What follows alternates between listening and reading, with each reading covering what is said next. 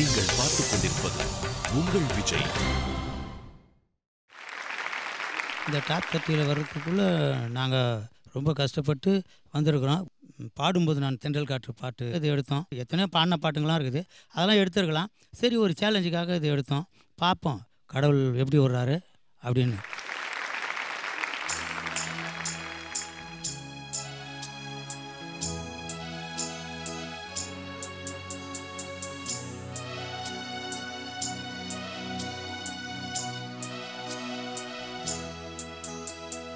பாடும்போது நான் தென்றல் காற்று பருவ மங்கையோ தென்னங்கேற்று. பாடும்போது நான் தென்றல் காற்று பருவ மங்கையோ தென்னங்கேற்று. நான் வரும்போது 1000 ஆடல் ஆட வந்ததென்ன, நெஞ்சம் ஆசை கொண்டதென்ன. பாடும்போது நான் தென்றல் காற்று பருவ மங்கையோ தென்னங்கேற்று.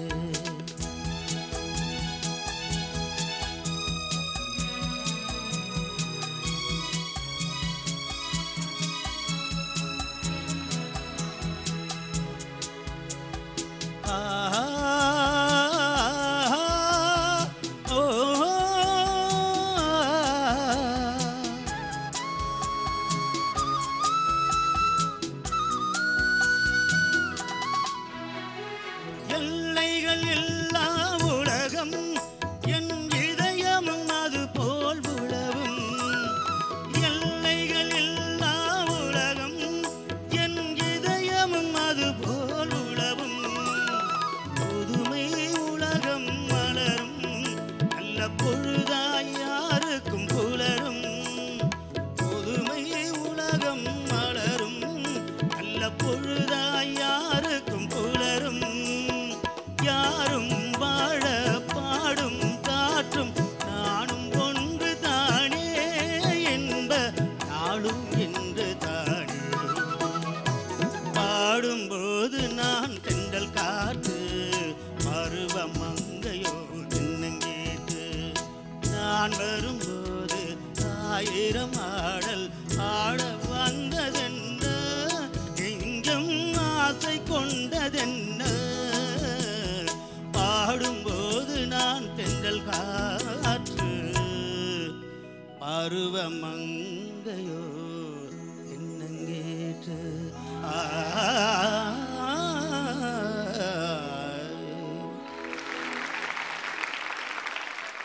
அழகேசன் சார், ஆகையா சூப்பர் சிங்கர் சீசன் 4 யார் வின் பண்ணுறாங்களோ அது பெரிய விஷயமே இல்லை. ஆனால் சூப்பர் சிங்கர் 4 சீசன் யார் நினச்சாலும் அழகேசன் சார் தான் அந்த கடைசி வரைக்கும் நினைக்க போகிறாங்க. உண்மையிலே இந்த வயசில் நீங்கள் எவ்வளோ பாடுறீங்க. இந்த பெர்ஃபார்மன்ஸ் ஃபேபுலஸ், பிரமாதமான பெர்ஃபார்மன்ஸ். அழகேசன் சார் வணக்கம்மா. நல்லா இருக்கீங்களா? நல்லா இருக்கிறோம்மா. ஆனால் பாதி உதச்சல் தான். என்னாச்சு? இல்லை, இவ்வளோ தொழில் வந்துட்டோம். இதுக்கப்புறம் தான் எனக்கு கொஞ்சம் மனசில் கொஞ்சம் பயம், அவ்வளோதான், வேற ஒன்று. இவ்வளோ தூரம் வந்துட்டோம் இல்லை? ஆமாங்கம்மா. வேற எதுக்கு பயம்? இதுக்கப்புறம் தான். அது விடுங்க சார், அது பிரச்சனை இல்லை. இப்போ இந்த பாட்டு நீங்கள் ஏன் செலக்ட் பண்ணீங்க எனக்கு சொல்லுங்க முதல்ல. எனக்கு வந்து அதாவது எல்லாரோட சிங்கரும் நல்லா பிடிக்கும்.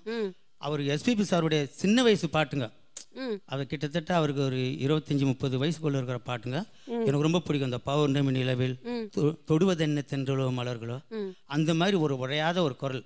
ஆக்சுவலாக தொடுவதென்ன தென்றலோ எடுத்திருந்தா நல்லா இருந்திருக்கும்ல. ஆமாம்மா, ஞாபகத்துக்கு வரல. எதுக்கு சொல்கிறேன்னா, இந்த மாதிரி பாட்டு எம்எஸ்வி சார் பாட்டு உங்களுக்கு நிறைய தெரியும். சரி இல்லையா? தொடுவதென்ன தென்றலோ எடுத்தோமா, அது வேற மியூசிக் டைரக்டர் பண்ணது இல்லையா? ஓ ஆமாம். அப்போ உங்களுக்கு வந்து நீங்க ஒரிஜினலா அந்த பாட்டு எப்படி பாட முடியும்னு எங்களுக்கு தெரிஞ்சிருக்கும். ஓ ஆமாம், கொஞ்சம் நிதானமாக பாடிருக்கலாம். ஒரு நல்ல நைஸ் மெலோடி அது. ஆமாம், அதுக்கு தான் சொல்கிறேன் நான். வேறு ஏதாவது ட்ரை பண்ணியிருந்தா நல்லா இருந்திருக்கும். இந்த பாட்டு உங்களுக்கு மாமூலாக சொன்ன போனால் ஒரு ஜூஜிபி மாதிரி தானே, இதெல்லாம் ஈஸியாக பாடிருவீங்க. ஆனால் இதில் கூட நிறைய விஷயங்கள் இருக்குது இந்த பாட்டில். சரி சரி, நல்ல குரல் இருக்குது, ஞானம் இருக்குது. ஆனால் ஒரு பாட்டு வந்து முழுசாக கேட்டுட்டு அதில் இருக்கிற விஷயமெல்லாம் வாங்கிட்டு நம்மளுக்கு அப்போ 50% தான் வரும். அந்த 50%ஆவது கரெக்டாக கொடுக்கணும். சரிங்கம்மா. கொஞ்சம் தாளம் பார்த்துக்கணும் நீங்கள். சரி, ஓகே, அது மட்டும் பார்த்துக்கோங்க. ஓகேவா? சரிங்க. இவ்வளோ தூரம் நீங்கள் வந்திருக்கீங்க, முதல்ல அதுக்கு ஒரு பெரிய அப்ளாஸ் கொடுக்கணும். உங்கள் தன்னம்பிக்கையிலேருந்து நாங்கள்லாம் கற்றுக்கணும். நீங்கள் எவ்வளோ அதில் ஜீவனோட பாடுறீங்க, அதுதான் எனக்கு ரொம்ப பிடிச்சிருக்கு. அதில் இருக்கிற சின்ன சங்கதிகள், டீட்டெயில்ஸ், அதெல்லாம் அடுத்தது.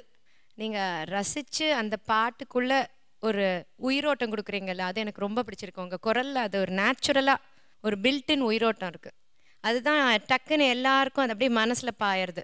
உங்களுக்கு ஒரு 25-30 வருஷம் குறைச்சிட்டோம் வச்சுக்கோங்களேன், நீங்கள் எங்கேயோ போயிடுவீங்க. உண்மை. அப்போ அந்த நேரத்தில் அந்த மீடியாலாம் இல்லையா? இல்லைங்க, கரெக்டு. பட் இப்போவே நீங்கள் கலக்குறீங்க. அதனால் எனக்கு ரொம்ப சந்தோஷமாக இருக்குது. இந்த பாட்டை பற்றி எனக்கு சொல்கிறதுக்கே ஒன்றும் தோணலை. அவ்வளோதான் எனக்கு சொல்ல தெரியறது. ரொம்ப நன்றி.